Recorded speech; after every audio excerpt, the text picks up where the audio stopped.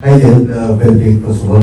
We saw you got starts in Australia as well, and now yes, we saw in the first innings you got that start, but in the second innings you looked flawless. It was a masterclass of the batting. So mentally, how challenging was it to go out there and put up a big innings, big knock? And secondly, after Rishabh got out, we got the lead of 300 plus runs. Was there any messaging to go out there and score some quick runs and get that scoreboard going? So many questions. From Australia to England, that change in mind. Yeah, it was. It's always disappointing for a batter when you get starts and don't convert it and get a big score for the team. And yes, obviously, I was happy with the way I was batting in Australia, but very disappointed at the end of the series that I couldn't convert. I think I had opportunities in every game. I got starts in every game, and in an ideal world, I would have wanted to convert all of those innings into big knocks, but unfortunately I couldn't do that, and that's how the game goes sometimes. Sometimes you get a good ball, sometimes you play a bad shot. It's part of the game, so you learn from the mistakes, and yeah, that's something that I learned from that series, just to make sure that I once I get a start, try and make it count and try and score as many runs as I can. What was after Rishabh's dismissal, was there any messaging to? No, at tea there was a little bit of a discussion about how many runs we need on the board, or yeah, there was some discussion about maybe giving them a few overs to bat in the evening today, and see if we can pick up a wicket or two. But yeah, it all happened that way. But yeah, we would have ideally, from the position we were in, we would have wanted at least 40 or 50 runs more, but yeah. Okay, come as on the down. Thank you. Came prior to the Border Gavaskar Trophy in the couple of years before that, there was a lot of shuffle in the batting order for you based on the team's needs. But from the Border Gavaskar Trophy, it seems like you are back to your favorite slot, the opening slot. So how comforting is it, and also how does it help for you to go and make the big score and sort of strengthen your positions in the team? And personally for you, how encouraging will be batting the top of the order? I mean, the last couple of years I've forgotten what my position is and what I'm comfortable doing. I'm happy to be given. I'm happy to be given different responsibilities and different roles. It makes the game exciting and makes me want to challenge myself and train that much harder and work on my game a little bit more. So I've quite enjoyed doing that, and the last couple of series my role has been to open the batting, and I've enjoyed doing that as well. Yeah, I mean, that's something that I did growing up, and for my early years as a cricketer was me opening the batting. So yeah, I'm happy that I'm back doing that, and I'm happy that I'm doing the job for the team. Rahul, in the change dynamic of the Indian Test batting with Virat and Rohit no longer there, you're the senior most specialist batsman in the side. How do you balance the need to look after your own batting with also taking the guys around with you? Yeah, I mean, even with Virat and Rohit, when they were part of this team, I think that was the sort of culture that was set in the team, where everyone's trying to help each other. There's very honest conversations in the dressing room.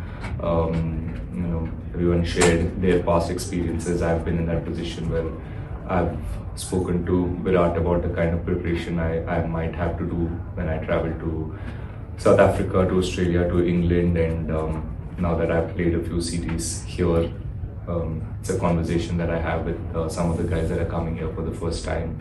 And yeah, the dressing room is quite chilled, and quite the atmosphere is quite relaxed, and everyone wants to learn. Everyone's eager to get better at their game, and yeah, whoever's come up to me and spoken about English conditions and what to expect here, we've had a very lengthy conversation, and some of the batters that are part of this team were already here playing against the England Lions, and they've played a couple of games, so they got a fair understanding of what to expect in England, and yeah, the conversations are always there in the dressing room about what to expect in the next test match, what to expect in Leeds, what to expect in Lords.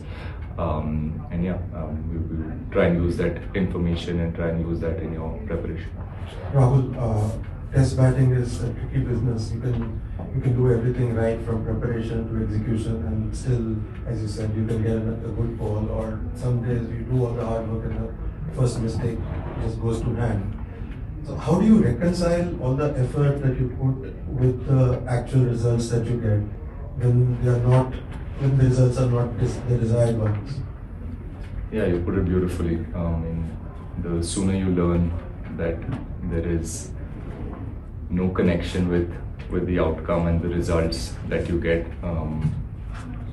the calmer you can be, and I feel like that's the only thing that gives you the best chance to play at this level for a long period of time. And that's something that I've consciously done as well. And again, I go back to the previous question when Sir asked about Rohit and Virat being in the dressing room. So, having seen them, having learned this from the seniors that I looked up to, it's something that I've understood and try and do in, not just in Test cricket but in cricket overall. Just all you can do is your best in terms of preparation and giving yourself the best chance to succeed. But again, there's no guarantees. When you have a good day, you're happy. When you have a bad day, you're still happy that you had the opportunity. That's how I look at the game. Okay, in terms of the game situation, England are pretty honest about how they don't really like draws. Do you think that kind of all-out attack mentality, win or bust, actually plays into your hands tomorrow? That there's going to be a result? Yeah, there's definitely going to be a result.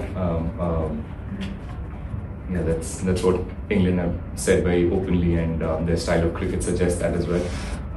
So it gives us a good opportunity to pick up 10 wickets. And we know how they're going to come out and bat. Day 5 wicket, today was a very tricky wicket. I spent a lot of time batting there, and I didn't feel set at all at any given stage. There's the wicket's playing a few tricks. The first couple of days being as hot as it was, I think the wicket's taken a beating, and tomorrow might break even more. And yeah, again with the wickets, it's interesting. You never know what to expect with wickets and with conditions, and there's a bit of weather as well tomorrow. So yeah, we'll give ourselves the best chance to pick up 10 wickets, put pressure on them. Like you said, we know their style of cricket, so try and keep that in the back of our heads and try and see what lines and what lengths we can bowl and how we can get them out. You mentioned wanting 40 or 50 more, ideally.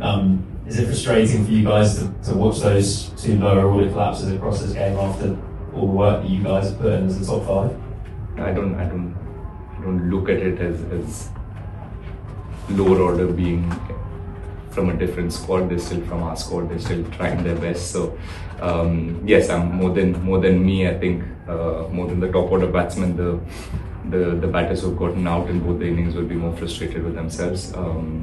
Yeah, everyone's putting in a lot of work in the nets, and yeah, sometimes it doesn't happen. When we started this test match or before this series, the chat as a group was to how could we get 350 and 400 runs every time we go out to bat, and the positive is that we've been able to do that in both the innings that we've played. That's the positive. Yes, there's learnings, and few of the batters, if they can come good as well, then quickly that 350 seems like we'll go to 450 and 500, and that's ideally what a batting group would want. But yeah, we'll take the runs that we've got in this innings and take it from there. I just want to know what kind of conversations you'll have with someone like Rishabh. You lose Shubman early on, and then he tries a couple of shots that maybe don't work immediately, and he has a couple of close moments. So what are you telling him? What were you talking to him at this point of time, given the match situation and the conditions? No, you just stand there and admire, and sometimes scratch your head about the shot selections and the outrageous cricket that he plays. It's just he's a unique player, and you just let them be. You don't. I've had few partnerships with him. I remember, I think his first 100, we in Oval, we batted together for a long period of time, and I mean, he enjoys his cricket, and that's how he likes to express himself. I just let him be, and try and keep him as calm as I can. But he obviously has a method to his batting, which none of us in this room understand, but it seems to work for him, and he's averaging 45 odd in Test cricket. He's gotten hundreds all over the world. So you just let him be Rishabh Pant and make the best decisions. Last two. Josh Tongue was just sitting in that chair and said there's no scenario where he would think a draw is a good result. Is there any scenario where you think a draw would be a good result? I agree with Josh Tongue. खेल आपने century में 100 लगाने के बाद कहा था कि आपने सरप्राइज किया अपने आप को, जो कामनेस थी आपकी, क्या आज की पारी के बाद भी आप किसी तरीके से सरप्राइज हुए? टेक्स्ट बुक जितना आपने खेला या स्क्वाड लाइफ की आपकी बहुत चर्चा हो रही है, क्या कुछ ऐसा था जो आपको सरप्राइज करता? और इसी सवाल का एक एक्सटेंशन की, जब ऋषभ जैसा बल्लेबाज सामने खेल रहा है तो आपके लिए मुश्किल होता है या चीजें आसान हो जाती हैं? मैं अपने प्रिपरेशन से और मैं अपने गेम से बहुत श्योर हूँ मुझे क्या करना है. मैं जब यहाँ पे इंडिया ए के भी मैच खेला था, मैं एक सेट आइडिया के साथ आया था कि मुझे ऐसे बैटिंग करनी है इंग्लैंड में, ऐसे खेलना है ये सीरीज में, एंड प्रिपरेशन भी उसी तरह से हुआ. So I will stick to what I do, and calmness तो आई थिंक यूजुअली मेरे में ज़्यादातर है ही कामनेस, बट एक्साइटिंग भी है टेस्ट क्रिकेट खेलना यहाँ पे. कल शाम में जब खेले थे रन्स बहुत इजीली आ गए. आज सुबह थोड़ा अलग लग रहा था. आज सुबह जब फर्स्ट सेशन खेला तब ऐसे लगा कि इंग्लैंड सीरीज अभी शुरू हुई, क्योंकि बॉल हिल रहा था. ऑफ द विकेट भी थोड़ा बहुत सीम मूवमेंट था, and they bowled really well in that first session. So tight cricket खेलना पड़ा. डिफेंसिव क्रिकेट जो होता है, टाइट क्रिकेट, वो मुझे खेलना पड़ा. तो सो मुझे अपने गेम में एक मज़ा आता है.